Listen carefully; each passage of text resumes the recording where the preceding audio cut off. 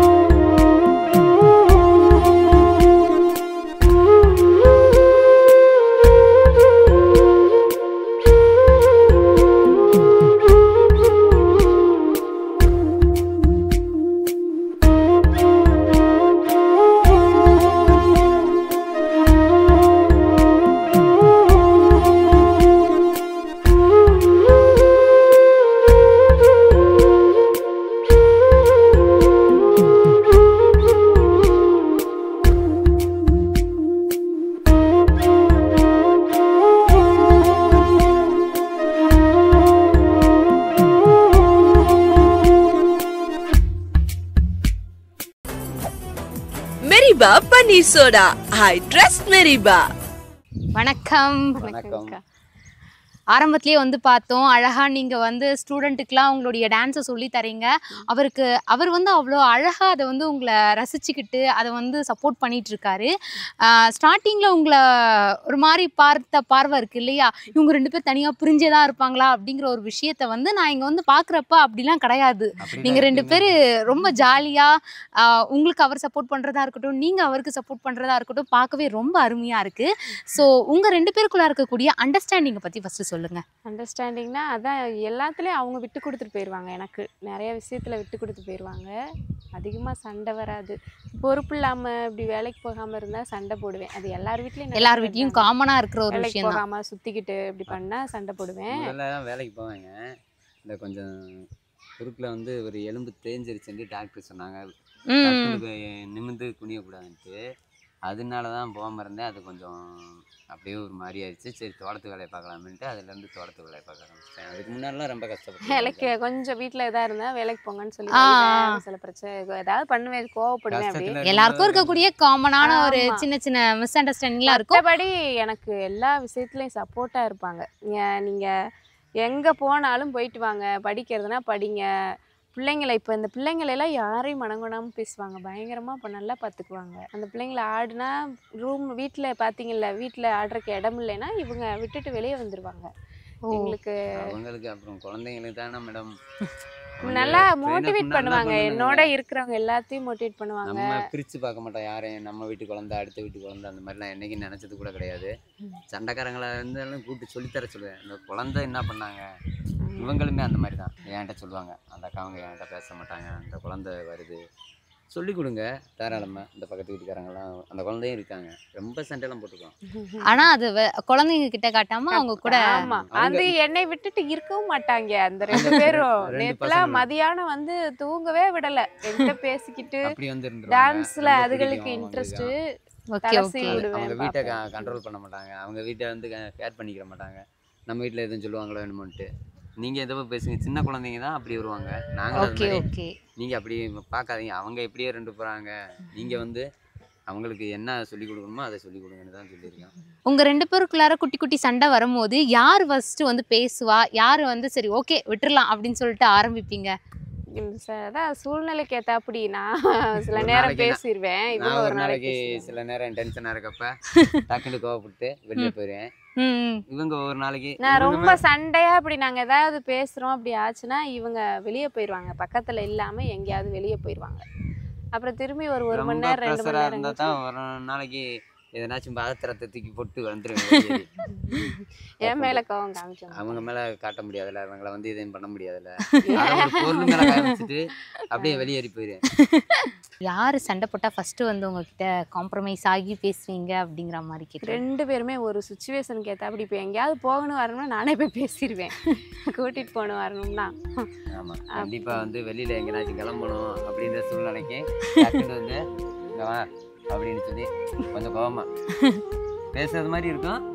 அப்படி மூஞ்ச இப்படி சொல்லு, மீடியாவில் எல்லாரும் என்னைய அப்படி இந்த பிள்ளை இப்படி சொல்லுதுன்னு சொல்லட்டு ஏல சொல்றேன் அதான் அப்படின்வாங்க. அப்புறம் 2 பேரும் சரி வாங்க எங்க போகணும் கிளம்பிடுவோம். ஓகே. இப்போ நார்மலாகவே வந்து நாங்கள் வந்து இப்படி தான் என்னுடைய லவ் வந்து நான் ஷேர் பண்ணிப்பேன் அப்படின்னு உங்களுக்குள்ளார ஒரு ஒரு இது இருக்கும் இல்லையா? உங்களுக்குள்ளார நான் இப்படி தான் என் லவ் இப்படி தான் நான் ஷேர் பண்ணுவேன். சில பேர் வந்து அதை சிரிச்சுக்கிட்டே, சில பேர் வந்து அப்படி காட்டுவாங்க. அதான் ரொம்ப அவங்க கையை பிடிக்கணும் காலை பிடி அந்த மாதிரிலாம் எனக்கு லவ்லாம் அந்த மாதிரிலாம் காமிக்க தெரியாது. பாசமா இருப்பேன், தோசை நல்லா சுட்டு கொடுப்பேன். அவங்களுக்கு தோசைனா ரொம்ப பிடிக்கும். அது என்ன நல்லா பேப்பர் மாதிரி உங்களுக்கு சட்டை வேணும்னா நானே போய் எடுத்து கொடுத்துருவேன். இவங்க தான் எடுப்பாங்க எனக்கு ட்ரெஸ் எல்லாமே. அது மாதிரிதான் அன்பை வெளிப்படுத்திக்குவோம். மத்தபடி பைக்ல போனா கை பிடிச்சு போறது, தோள்பட்டை கை வச்சு எனக்குமே கொஞ்சம் அதெல்லாம் எங்களுக்கு பிடிக்கும். கிராமத்துல வந்து அந்த மாதிரி இருந்தா ரொம்ப நெருக்கமா காமிச்சுக்கிற அந்த மாதிரி எல்லாம் பண்ண மாட்டோம். சிட்டிக்குள்ள மாதிரி இருக்க மாட்டோம். பொதுவாவே நாங்க அப்படி அதெல்லாம் அவாய்ட் பண்ணிடுவோம். ஓகே. உங்களுக்குள்ள இருக்கக்கூடிய லவ் வந்து உங்களுடைய கேரிங் மூலமா நாங்க செய்யற செயல் மூலியம் கேரிங் மூலியமா தான் பண்ணுவீங்க, பாத்துக்குவேன் எல்லாம் பண்ணிக்குவோம். ஓகே. அப்படியே தோட்டத்தை அப்படியே சுத்தி பாத்துக்கிட்டே பேசலாமா? பேசலாங்க.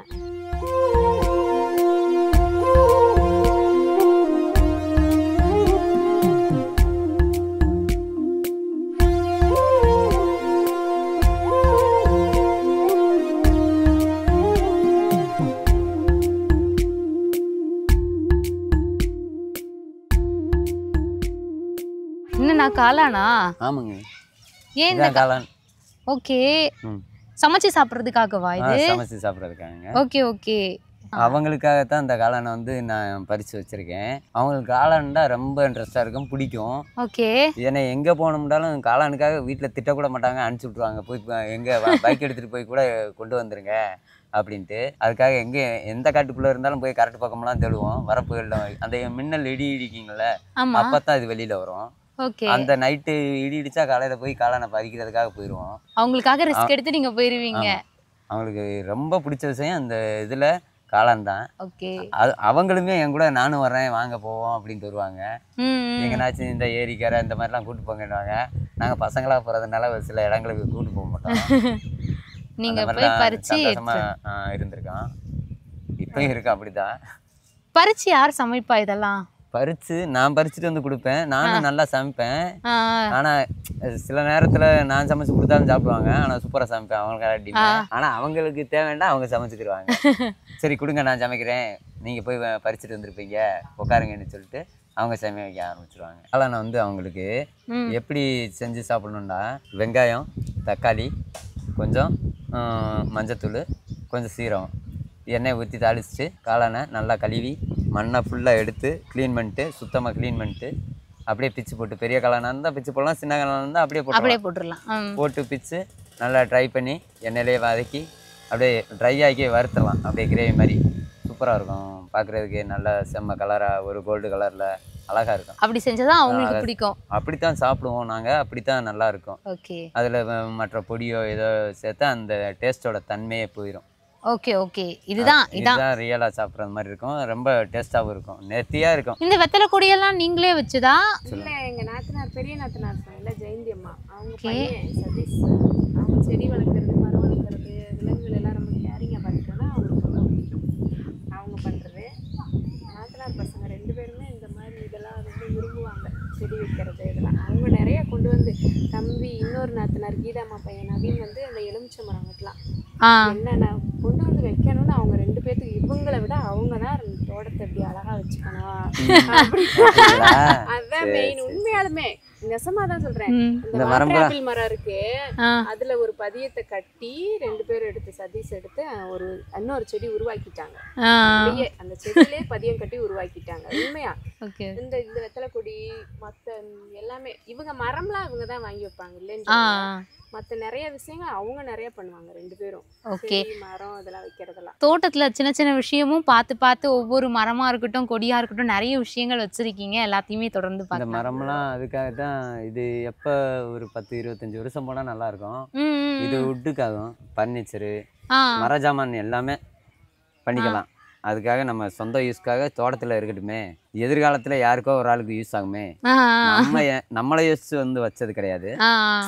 முன்னாடி வர்றவங்களுக்கு இருக்கட்டும், அன்னைக்கு ஒரு நல்ல லெவலில் அவங்களுக்கு தேவையானதை எடுத்துக்கிடுவாங்க. வாங்க முடியாது, நம்மகிட்ட இருந்தால் விற்றுக்கலாம், மற்ற பக்கம் நம்மளுக்கு தேவைக்கு பக்கம் கொடுத்துடலாம் அப்படின்ட்டு தான் இந்த மரம் ஃபுல்லாக வச்சேன். ஆனா கிராமங்கள்ல இந்த ஒரு விஷயம் இருக்கு இல்லையா, மரத்தால ஒரு பொருள் செய்யணும்னா அவங்களே வந்து அந்த மரத்தெல்லாம் நட்டு தன்னுடைய சன்னதிக்கு வந்து அவங்க மரத்துல இருந்து, அதாச்சும் முன்னோர்கள் நட்டு அந்த மரத்துல இருந்து செய்யக்கூடிய ஒரு விஷயம். அது வந்து எங்களுக்கு பிரயோஜனமாகாட்டியும் கூட எங்களுக்கு பின்னாடி வர்றவங்களுக்கு, எங்க குடும்பத்துல உள்ளவங்க யாராவது அது வரல இயற்கையும் நல்ல வளமா இருக்கும், தோட்டமும் நல்லா அழகா இருக்கும். அதுக்காகத்தான் அந்த மரங்களை வந்து நான் இயற்கையை சூழ்ந்து வாங்கணும்னு தான் நினைப்பேன். மரம்லாம் பார்த்து தான் வாங்கி வைப்பேன். ரெட் சால் 4 வச்சேன், 3 ஆடு கடிச்சிருச்சு. எல்லாம் நான் பார்த்து, குமுள் இருக்கு, தேக்கு இருக்கு, இது ஆப்பிரிக்கன் மகா கண்ணிடுவாங்க, மகோ கண்ணிடுவாங்க. இது அந்த மாதிரி நல்ல ஸ்ட்ராங்கான உட்டு. இந்த ஒரு வாதை வெட்டி போட்டோமா இந்த கிடக்கும், ஒரு வாதை உடைக்க முடியாது, நம்மளே வெட்ட கூட முடியாது, அந்த அங்கே கிடக்கு, அவ்வளோ ஹார்டாக இருக்கும். அந்த மாதிரி ஒரு மரம் நல்லா இருக்கும். எனக்கு சமயத்தில் தான் தெரியும். இந்த மரம் வச்சு ஒரு 4 வருஷம் இருக்குன்னு நினைக்கிறேன். இந்த மரம்லாம் இதெல்லாம் இப்போ வச்சதான் ஒரு 2.5 வருஷம் இருக்கும். அது ஒரு 4 வருஷம் இருக்கு. இப்போ தான் வச்சேன், ரீசனாக தான் வச்சேன். மரம் எடுத்து இன்னும் 25 வருஷம் போல கட்டி அணைய முடியாது. அப்படி வந்தால் தான் நல்லா இருக்கும் அந்த மரம்.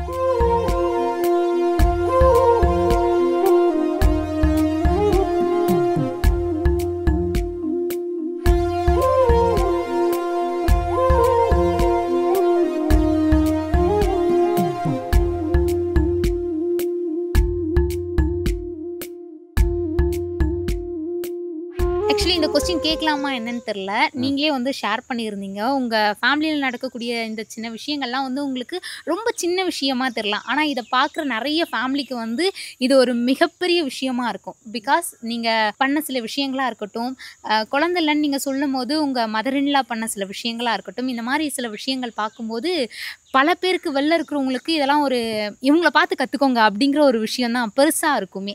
ஸோ அந்த வகையில் இங்கே இத்தனை ஸ்டூடெண்ட் இருக்காங்க, இத்தனை பேருக்கு நீங்கள் கேரிங்காக இவ்வளோ விஷயங்கள் வந்து பண்ணிகிட்ருக்கீங்க இல்லையா.